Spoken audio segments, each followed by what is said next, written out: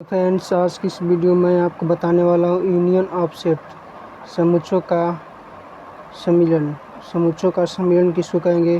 तो आज की इस वीडियो में जो different types of set 13 number है, इसके पहले मैं 12 नंबर तक आपको करवा दिया हूँ। आप जाके मेरे वीडियो में आपको देख सकते हैं, क्योंकि आपको पता है जैसे जैसे आपको चैप्टर वाइज जिसमें आप क्यों पढ़ते हैं, आपको चैप्टर वाइज क्यों पढ़ना पड़ता है, क्योंकि आपको पीछे की बात आगे काम देता है। इसलिए तो उसी प्रकार से यहाँ भी पीछे के बात को काम देगा आगे। तो इसलिए आप सोचें कि हम पीछे की बात नहीं पढ़ें, ये वाला बात समझ में आ जाए, तो यह संभव नहीं है। तो इसलिए मैं आपसे एक बार नहीं 1000 बार अनुरोध विनती करता हूँ कि पीछे के बात को पहले आगे की बात समझने के लिए पीछे के बात ज़्यादा से ज़्यादा फोकस करें, मतलब बेसिक को ज़्यादा मजबूत रखें, तो आपको कोई भी क्वेश्चन में हवा एक बैक लगेगा। चलिए, आपको किस चीज़ का पीडीएफ चाहिए जेईई मेंस एडवांस संबंधित, तो ज़रूर मेरे नंबर पर कॉल कर सकते हैं, जो मैं दे दिया नंबर। दो समुच्चय ए और बी का सम्मिलन, ए तत्वों का सभी विचार इधर ए में या बी में दोनों में हो। मतलब दो समुच्चयों का सम्मिलन किसको कहते हैं? जो ए में तत्व हो और ए में कोई अवयव हो और बी में अवयव हो। This is set denoted by A सम्मिलन बी। समुच्चयों का सम्मिलन का सूची कैसे कहते हैं? ये है या फिर बी है, तो उसके बीच में हम लोग ऐसे चिन्ह लगाते हैं, या फिर ए प्लस बी लिखते हैं। ऐसे पढ़ते कुछ ए यूनियन बी, ए सम्मिलन बी, या ए कैप बी, या ए ज्वाइन बी। मतलब इसको हम कई भाषा में बोलते हैं। जैसे में कोई के व्यक्ति का नाम रहता है, बहुत कुछ नाम नहीं रहता है। जिसमें कोई व्यक्ति है राम, तो उसका नाम है और कुछ मदन मोहन। तो उसी प्रकार जैसे में आप छोड़िए ट्राई ना, भगवान कृष्ण को ही देख लीजिए। भगवान कृष्ण के एक नाम है, बहुत नाम है, देवकीनंदन,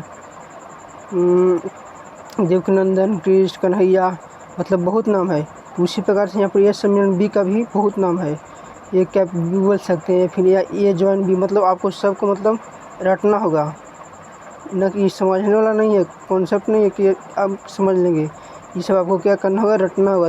तभी मतलब जिसमें एग्जाम में बोल दिया कि ए प्लस बी, तो आपको वहाँ पे दिमाग ही काम करेगा। अगर वाह ए प्लस बी आज तक हम कोई लोग पढ़ने किए हैं, मतलब कोई भी एग्जाम जेईई मेंस एग्जाम आप देने जा रहे हैं, तो पता चला ए प्लस बी आज तक हम कोई पढ़ने किए हैं, तो ए प्लस बी कहाँ से दे दिया? तो नहीं, तो आपको पहले सब एक जो भी बात मैं बोल रहा हूँ आपके लिए बहुत ही आगे जाने वाला वीडियो में बहुत ही महत्वपूर्ण होने वाला है। इसलिए मैं आपको कह रहा हूँ कि आगे वीडियो हो या न हो, तो आपको मैं कह रहा हूँ कि आप यहाँ पर बढ़िया से पहले समझ लीजिए, एक एक बात को जान लीजिए। एक बार हमसे कई बार कमेंट कीजिए आप, मैं आपको कमेंट को जरूर पढ़ूँगा।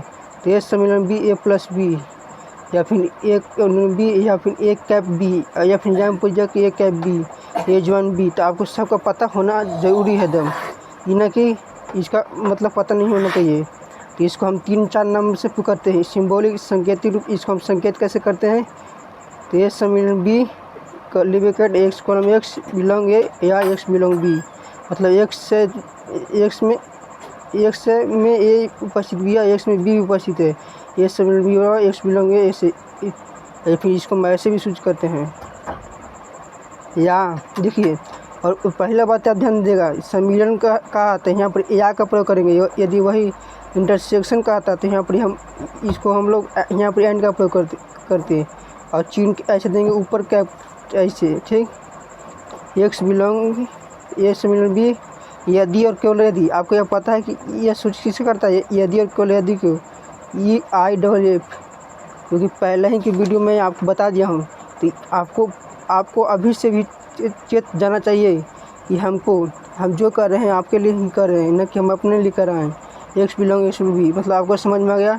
समुच्चयों का सम्मिलन हम उसको कहते हैं जो ए में कोई तत्व हो और बी में कोई अवयव हो, तो उन्हें दोनों के अवयव को मिलाकर जो अधिक समुच्चय होता है उसको समुच्चयों का सम्मिलन कहते हैं। तो चलिए उदाहरण से इसको आपको दिखाते हैं। जैसे में फॉर द एग्जाम्पल, उदाहरण शब्द देखिए यहाँ पर। जैसे में यदि समुच्चय में दिया है 1 2 3 4 और समुच्चय बी में दिया है 4 5 6, तो इसका देन तब सम्मिलन बी बराबर 1 2 3 4। और यह ध्यान रहना चाहिए कि समुच्चय में कभी भी एक से एक अव्यय दोबारा रिपीट नहीं होना चाहिए। मतलब जैसे मैं यहाँ पर 4 2 बार रिपीट हो रहा है तो हम इसको एक ही को 4 लिखेंगे ना कि 2 को 4 लिखेंगे। उस प्रकार से यहाँ पर ये बराबर है 1 2 3 5 7 7 8 है, 3 को समुच्चय है तो 3 को समुच्चय के समूह बी के रूप में हम ऐसे लिखेंगे 1 2 3 4 5 6 7 8। तो आपको पता चल गया होगा कि यह समुच्चयों का समीकरण किस प्रकार से होता है। देखिए यह सभी के लिए लागू किया गया है। जैसे में a प्लस बी के और जो बाइनोमियल थ्योरम आप पढ़ते हैं a प्लस बी के और n जो सभी के लिए लागू किया जाता है, उसी प्रकार से यहाँ पे लागू किया गया है। निश्चित समुच्चयों का सम्मिलन समुच्चय के संख्या समुच्चय दे दिया गया है तो इतना का निश्चित संख्याओं का सम्मिलन बराबर रिप्रेजेंटेड बाई डम को ऐसे सूचित करते हैं। ये 3 सम्मिलन जो आपका पीला से रंगा हुआ है आपको लग रहा होगा, और n सम्मिलन जो आपको सिग्मा में प्रयोग करते हैं i बराबर 1 और ये i 1। इसको संकेतिक में n ऊपर रखते हैं, फिर i बराबर 1 x मिलोगे एटलीस्ट का 1 i। मतलब आप इसको सब समझ में आ गया होगा कि मैं आपको क्या बोलना चाहता हूँ कि आपको जो भी यहाँ पे कॉन्सेप्ट अधिक लगा है सब पीछे वाला ही लगा है, तो आपको ये सब ध्यान अवश्य रखना चाहिए। यदि आप भी से आपको ध्यान रह गया तो आगे कोई क्वेश्चन आपको 1 सेकेंड 1 मिनट में बन जाएगा। इसलिए मैं आपसे अनुरोध नहीं, विनती नहीं, एक बार नहीं कई बार कहता हूँ कि आप पहले बेसिक मजबूत कीजिए तभी आगे आप बढ़िए। थैंक्स। जय हिंद, जय भारत।